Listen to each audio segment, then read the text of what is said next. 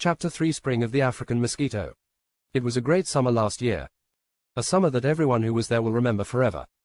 When people reach a certain age, they love to recount tales of the epic journey they made after high school. Those who didn't make that trip like to live vicariously through the escapades of others' tales. For us, this was a trip that cemented the bond we had between us for the last 4 years, created some new ones and promised to have lots of tales to regale any progeny that may rear their heads in the future. Months of preparation went into our summer in Kenya, from getting shots and prescriptions to learning to recognize the myriad of things that could take your life away or leave you in a world of hurt. You don't encounter too many death adders or fat-tailed scorpions in Switzerland or Scotland, so I thought it best to familiarize myself with their habits and appearance before my first picnic in hell. Joining me on the expedition were Cheesy and Dick, whom I met up with at Jomo Kenyatta International Airport in Nairobi. We were through customs and just having a drink when Ian showed up. He had arranged for his friend Martin to fly us to a landing strip near Bangale, just 20 kilometers from the estate, and was listening for our flights to arrive. Ian led us to where we could board the small plane that was going to take us on. It's one thing to fly on an international jet, but quite another to experience the turbulent flight you get on a small six-seater. Whatever discomfort or jitters we felt, it was an amazing flight because we were only a few hundred feet above the terrain, buildings, people, and animals below, and we could see them quite clearly. Martin told us he also had hot air balloons for his business that he used on safaris. When you approach in silence, you get much closer to the animals. He said. Safaris represented big money in this part of the world and a big part of Martin's business.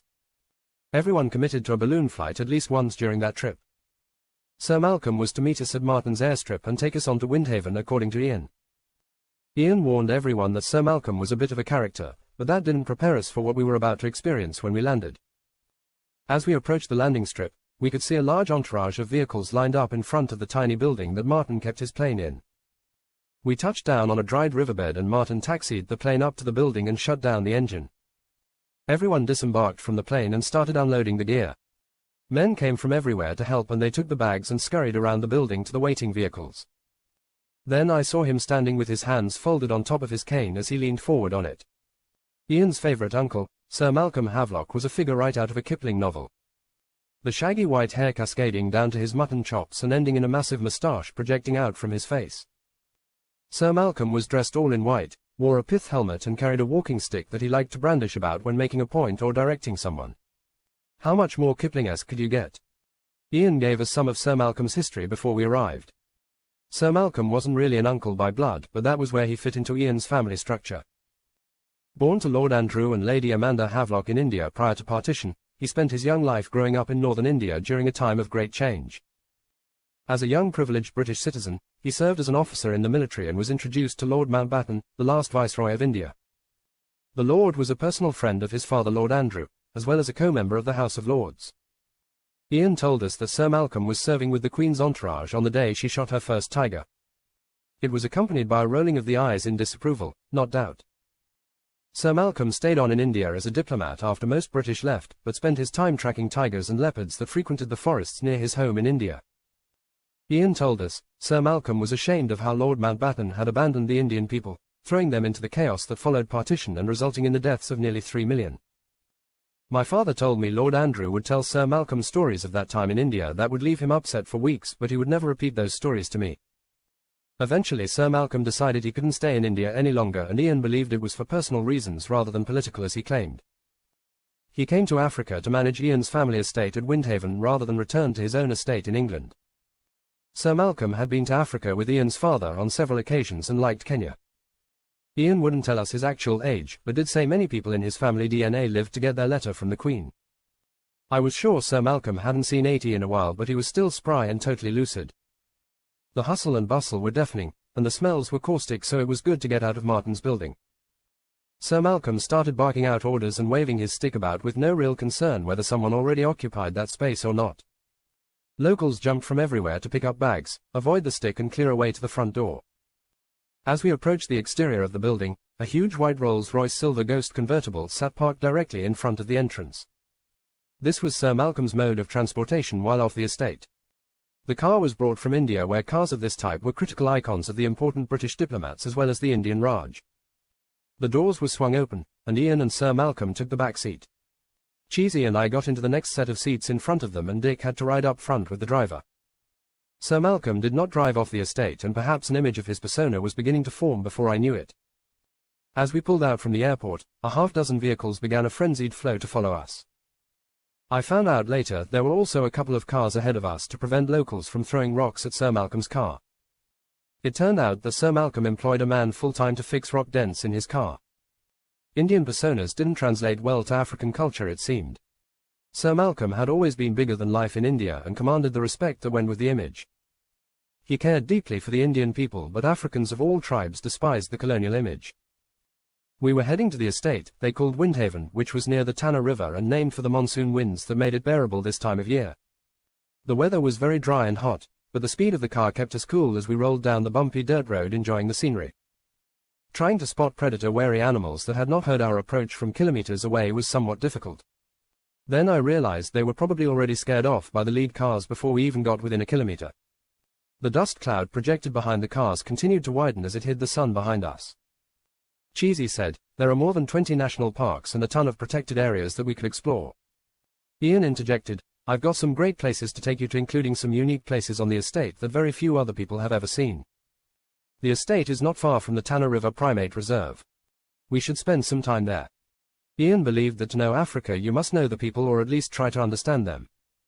That's not an easy feat when you consider how many tribes there were in Africa. The 7 major tribes in Kenya are just a smattering of the tribes in Africa that have been interlinked for thousands of years. Tribal lore and culture may have different perspectives on the creation of life and their personal connection with the land, but some of those perspectives are far too modern and far too economic for the pendulum to find equilibrium. Ian told us, poaching has been significantly reduced in Kenya in the last couple decades and the elephant population is actually on the rise. But we still must be diligent and prevent opportunities to poach. The amount of money involved is several annual incomes in this part of the world. 40 years ago, the government set aside land to protect the swampy forests of the lower Tanna River to protect 2 endangered primates. The area was on the lower Tanna River, but as it came to pass, according to Kenyan law, the reserve was not registered properly, and it lost all official protection as well as its national reserve status and funding. Perhaps the Tanna River mangabe and the Tanna River red colobus can find a use for the parking lot that paved over their paradise. Finally, we arrived at Windhaven and the sigh I let out probably set all the wind chimes on the estate swinging. The sight of Windhaven surprised me because in my mind I was expecting the typical English estate that Ian had taken me to in other years when I was lucky enough to get an invitation. Those estates which I hadn't visited, but he told me about in England and Scotland, included a grand manor house with a massive stable and acres of pristine forest. Windhaven was different at first glance, with many single-story bungalows spread out in a circular fashion and all of it surrounded by a small wall. Ian said his father had a house that you couldn't see from here that was quite nice, but it was still only 1 story high. I couldn't wait to have the tour of the whole estate, but only after getting a drink and trying in vain to dust the fine soil from every exposed orifice. As I did, Ian told me, Windhaven is 20 kilometers in one direction and 5 kilometers in the other basically. With over 100 square kilometers and no fences, it offers great grazing for all kinds of large animals. We're located south of the Kora National Park. Make sure your camera is always charged because you're going to see some sights. Quote. The young fellow Jeffrey, who helped Ian and I move our stuff into the bungalow, was obviously proud of Kenya and in particular the Tanna River area that ran from Mount Kenya to the Indian Ocean. The camp had abundant power because, as we were informed by Jeffrey, Kenya's hydro needs were supplied by a series of dams along the Tanna River that supplied the national grid system and was distributed to all Kenyans. The way he said it may have seemed an overkill to me, at the time, but many countries in Africa had their pendulums swinging past their pivots and Kenya was one of the most stable pendulums on the continent at that point in time. Luckily, we missed the hottest months of the year, which occurred during the northeast monsoon winds when temperatures reached 35 degrees Celsius. Our arrival coincided with the southeast monsoon winds of May and would last until we left in early August. With all the wind chimes hanging in the trees and dangling off buildings chiming at the same time, as the wind rushed through them, I understood why it was called Windhaven. In our bungalow main room, there was a desk with a bookshelf above it. On the shelf was a book entitled IUCN Red Data Book. Ian informed us, that is an important book listing all of the endangered species and represents a complete barometer of wildlife. As usual, his agenda was not totally tourist, but he made it clear that he knew Dick, Cheesy and I were here to see things we'd never seen before. Before we could get out and have a look around, Jeffrey came to get us to the administration hut where his father was giving a talk on the animals we must watch out for while we are in this area and some of the other areas we may visit. Kim, Jeffrey's father, was waiting for us at the administration hut on our arrival. Cheesy and Dick were already there engaged in a conversation with Kim. Kim told us that wherever we are in Kenya, any of these animals could be present, so we should recognize them and know what to do when encountering one. Although there is a small wall around the compound at Windhaven, and we try to keep the gate closed, there are opportunities for snakes and other animals to get in. He said. The first snake video he showed was the African rock python. He said, this snake is a very aggressive snake. Although it's not venomous, it will still bite you and then wrap its coils around you to constrict you to death. The hug of death, perhaps. He went on to say, if you are bitten by this snake, you should get the site looked at to avoid infection. The mouth of this snake contains a lot of nasty things that can infect your skin, especially in this environment. At Windhaven we have Dr. Sue and Dr. Ben, who are both quite capable of looking after us in the event of a calamity. You'll meet them later and be introduced to the projects they're working on. The next video was a bad boy going by the name of the Black Mamba, who was more aggressive than the Hulk and faster than the Flash. Black Mambas are not actually black at all but brown or olive-skinned. If you play the role of dentist and look him in the mouth, you will know immediately why he's called the Black Mamba. Kim told us. He went on to say, if you challenge this snake, it may chase you and you will not outrun it if you are not expecting it. The Black Mamba are the longest venomous snake in Africa, reaching as long as 2.5 meters. That's like being chased by a venomous garden hose, Cheesy quipped. The Black Mamba can also stand up like a cobra, although he doesn't fan his neck out. If he bites you high enough on your body, you will have no protection. Generally, people only wear snake boots, Kim said. The green mamba is not as feared as the black mamba, but they can be seen here as well. Jeffrey added. If he bites you, the venom is predominantly neurotoxic. It may become apparent to you within 10 minutes as it attacks your nervous system. To which Dick asked, have they seen this snake near Windhaven? Kim replied, I only had to remove 3 last year, and he looked at Jeffrey, who nodded in agreement. The next snake Kim showed us was the boomslang, whom he said was a tree dweller. The males of this species are the peacocks, with a variety of color shades from solid bright green to rust red or a combination of black and yellow. The ladies are dull olive brown or gray. The juveniles are spectacular with their bright emerald eyes, white throat and meter and their half-long bodies. He told us. Kim added, the fangs of this snake are smaller and he has to work his venom in, so it is unlikely this snake will kill you. Its fangs are located at the back of its head and its venom is hemotoxic. That means it affects the body's natural blood clotting mechanism, resulting in the bleeding of the internal organs. That can sometimes take 24 hours before the symptoms are felt or seen, but then the person bleeds to death from every orifice. A quick glance around the room showed me by looks on faces I hadn't seen very often that Kim had just made his point for the entire presentation. Kim went on to show us one of his favorite snakes, the Gaboon viper, the largest viper in Africa. He said, this snake can reach almost 2 meters and weigh more than 20 kgs. Dick asked, why is this snake your favorite, Kim? To which he replied, this is the most beautiful snake that Ngai ever created. It has a large triangular head that tapers into a narrow neck, and on its face are a pair of horns between their raised nostrils. He has a distinctive brown stripe on his pale head, but the pattern of the scales on his body and his ability to camouflage into the habitat he lives in is unsurpassed. Kim went on to say this snake was the fastest striking snake with an incredibly long reach. In fact, much further than you may think. Normally a shy snake may not strike at you at all if you leave it alone. They are largely nocturnal, so if you stumble across them in the day, they're probably sleeping. The Gaboon viper's cytotoxic venom itself is not considered particularly toxic, but there's lots of it. A bite from the Gaboon viper will cause rapid and conspicuous swelling, intense pain, severe shock, and blistering around the wound. You'll feel uncoordinated, spend a lot of time on the toilet waiting for your tongue and eyelids to swell. With all that swelling it makes it difficult to have convulsions, so you generally just go unconscious. He told us. A few mouths in the crowd hit the floor. Everyone took a breather at that point and had a cup of coffee before Kim continued with another headliner, the puff adder. That snake earns its place as Africa's deadliest snake because it's responsible for the most human fatalities. Puff adders were quite common, and Kim said, you can be certain that by the time you go home, if you haven't seen one of them, they have seen all of you.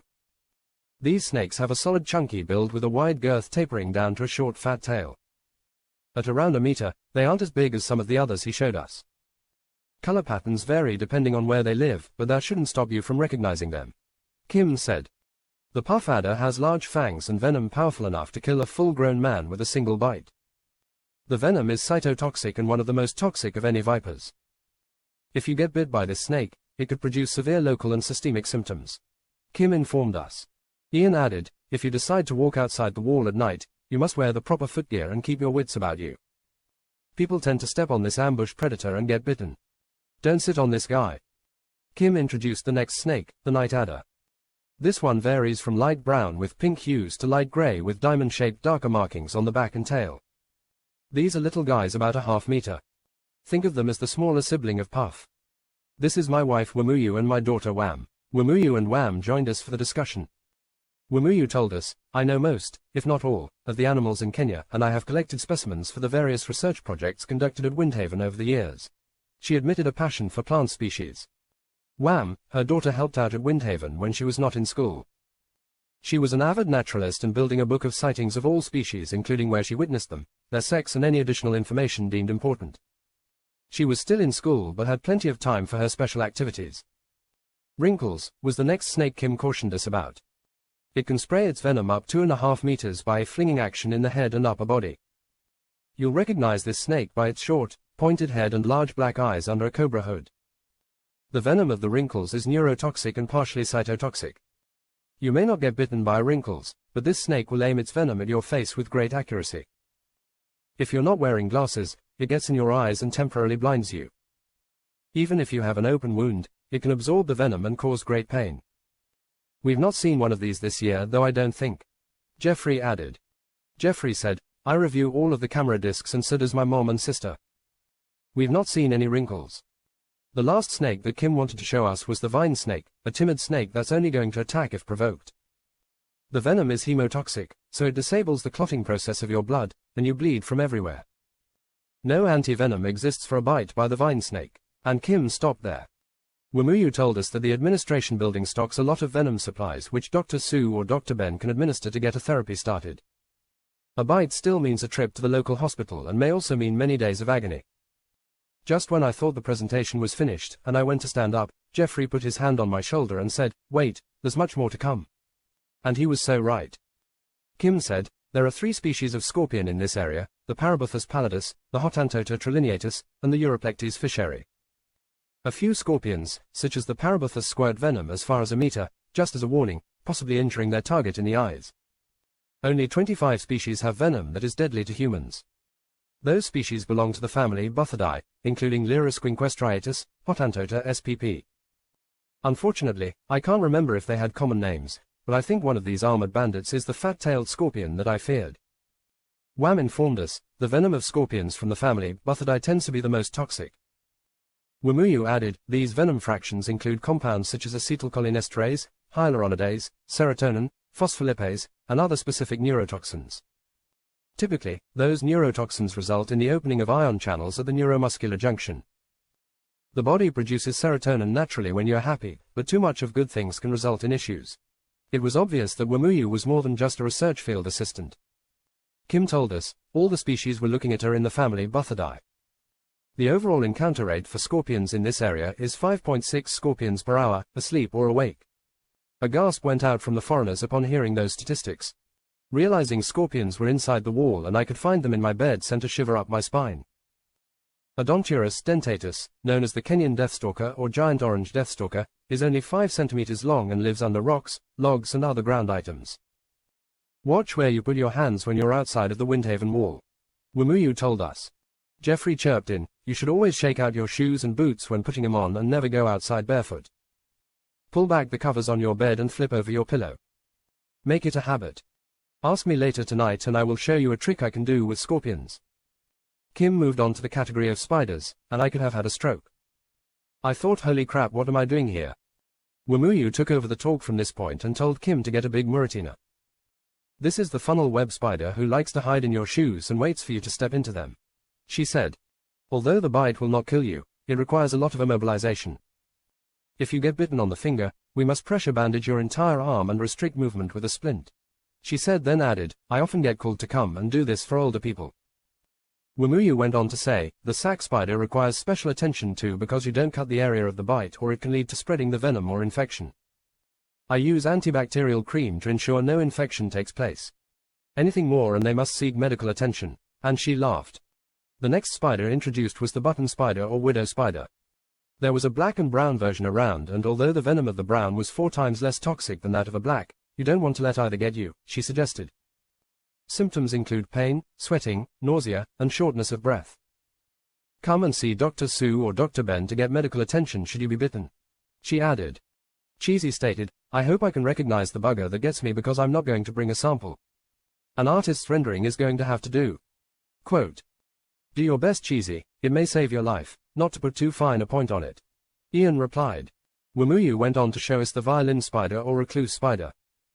These spiders are small but pack a wallop.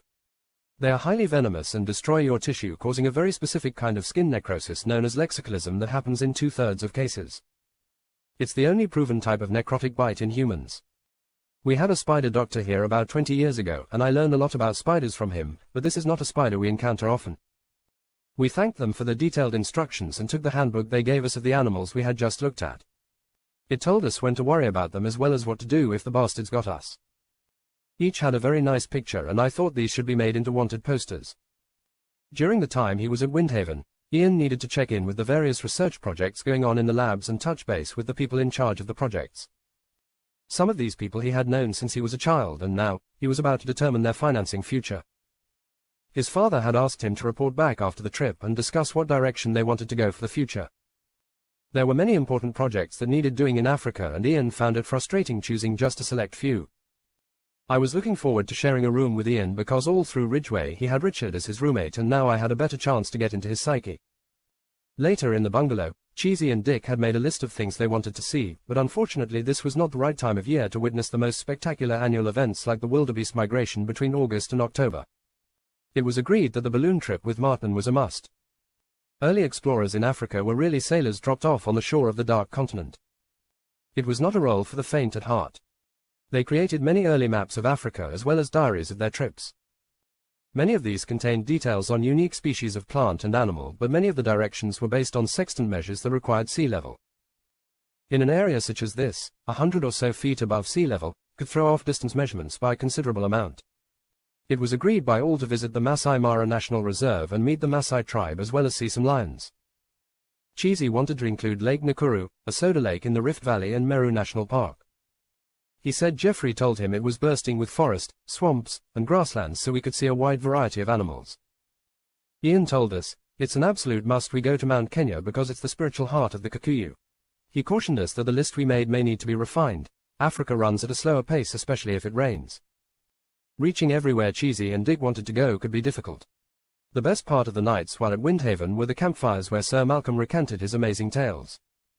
I'm absolutely sure they weren't tall tales, even though they had elements that were hard to imagine. Although he didn't drink during the day, he would deposit one bottle of Gordon's dry gin in the bin and crack open a fresh one between tales. To be fair, he did pass the bottle around and others poured from it into their own glasses before he took the rest for himself. As he sat down on the stump next to the fire, he would take a long draw from the bottle, wipe his lips on his sleeve and lean forward. He would look each of us in the eye as he began to weave his tale just to make sure we were all paying attention. Nobody wanted a smack with the stick on their shin. Sir Malcolm loved to tell stories about tiger hunts from his time in India and Nepal, especially if they included Jim Corbett, the great tiger hunter. Corbett was a family friend that Sir Malcolm knew very well growing up. Lord Andrew and Jim Corbett were great friends. Corbett knew Sir Malcolm from the time he was a child and took a particular interest in his early development. Although Corbett was past his best tiger hunting years, he loved to regale people with stories of bravery and courage that were unequaled by his peers. Wherever Corbett went, Sir Malcolm was sure to follow until Corbett died in the spring of 1955. Of particular interest to me was the story of the Champawat tiger. She was a Bengal tigress responsible for an estimated 436 deaths in Nepal and the Kumaon area of India. Jim Corbett shot and killed her in 1907 after what can only be called an epic hunt and a more epic confrontation. Sir Malcolm liked to set the scene of the night of that final hunt. They had been tracking the man-eater for many months and recently begun to bring Corbett in when they were close. The tiger killed over 200 victims in Nepal and then travelled over the Indian border and began her campaign of terror again. On this particular night, the tiger killed a young girl in a village near to the town of Champawat and left a trail of blood. Corbett was quick to arrive in the village and picked up the trail immediately. After nearly getting ambushed by the tiger while investigating the remains of its victim, he managed to scare the tigress off with 2 shots from his rifle. Corbett had to abandon the hunt for the night due to the weather and perhaps to regain his composure after such a close call. That was the domain of the tiger, and this was certainly no amateur man-eater with over 400 victims. She was the world champion. As Sir Malcolm tells it, Corbett decided to use villagers to organize a beat the next day around noon. He explained that a beat was where hundreds of locals beat drums or trees or the ground to push animals in the direction they want them to follow. This beat followed the Champa River Gorge with the help of about 300 villagers from Champawat, where Corbett eventually confronted the tigress. His first shots hit her in the chest and shoulder respectively. Those did not stop her. As she regained her composure and was rushing toward Corbett, he took another man's rifle when he ran out of bullets. Firing the acquired gun from the hip, the bullet hit the big cat in the foot, causing her to collapse just 6 meters from him. A post-mortem on the tigress showed she was between 10 and 12 years old.